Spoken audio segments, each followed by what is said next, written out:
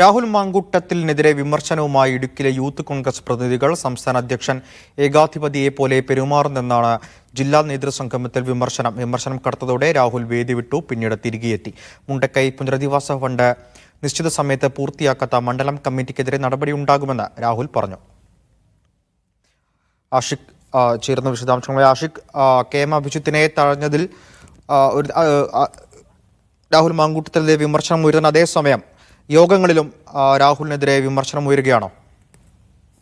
തീർച്ചയായും ആ നിലയിൽ തന്നെ കാണണം. ഇപ്പോൾ ഇടുക്കിയിൽ ഉണ്ടായിട്ടുള്ള ഈ സംഭവത്തിലും രാഹുൽ മാങ്കൂട്ടത്തിനെതിരെ യൂത്ത് കോൺഗ്രസിന് അകത്തുണ്ടാകുന്ന അതൃപ്തിയുടെ പ്രതിഫലനമാണ് ഇന്ന് തൊടുപുഴയിൽ വെച്ചുണ്ടായ ജില്ലാ നേതൃസംഗമത്തിൽ വെച്ചുണ്ടായ വിവിധ പ്രതിനിധികളുടെ പ്രതികരണം എന്ന് മനസ്സിലാക്കണം. സത്യസേവാ എന്ന പേരിൽ വിവിധ ജില്ലകളിൽ ഇത്തരം നേതൃ ക്യാമ്പുകൾ യൂത്ത് കോൺഗ്രസ് സംഘടിപ്പിച്ചു വരികയാണ്. ഇടുക്കി ജില്ലയിലെ ക്യാമ്പാണ് ഇന്ന് രാവിലെ തൊടുപുഴയിൽ നടന്നത്. ഈ ക്യാമ്പ് പങ്കെടുക്കാനായി എത്തിയ യൂത്ത് കോൺഗ്രസ് സംസ്ഥാന പ്രസിഡന്റ് രാഹുൽ മാങ്കൂട്ടത്തിനെതിരെ കടുത്ത വിമർശനമാണ് ജില്ലയിൽ നിന്നെത്തിയ വിവിധ ഭാഗങ്ങളിൽ നിന്നെത്തിയ പ്രതിനിധികൾ ഉയർത്തിയത്. പ്രത്യേകിച്ച് ദേവികുളം, പീരുമേട് ഭാഗങ്ങളിൽ നിന്നെത്തിയ പ്രതിനിധികളാണ് കടുത്ത വിമർശനം ഉയർത്തിയത്. പ്രത്യേകിച്ച് ഈ വയനാട് പുനരധിവാസവുമായി ബന്ധപ്പെട്ട് ഫണ്ട് പിരിക്കൽ അടക്കമുള്ള വിഷയങ്ങളിൽ ക്രമക്കേട് അടക്കം ചൂണ്ടിക്കാണിച്ചുകൊണ്ടുള്ള വിമർശനം ഉയർത്തിയപ്പോൾ തീർത്തും അസഹിഷ്ണുതാപരമായിട്ടായിരുന്നു രാഹുൽ മാങ്കൂട്ടത്തിലെ പ്രതികരണം എന്നാണ് നമുക്ക് ലഭിക്കുന്ന വിവരം.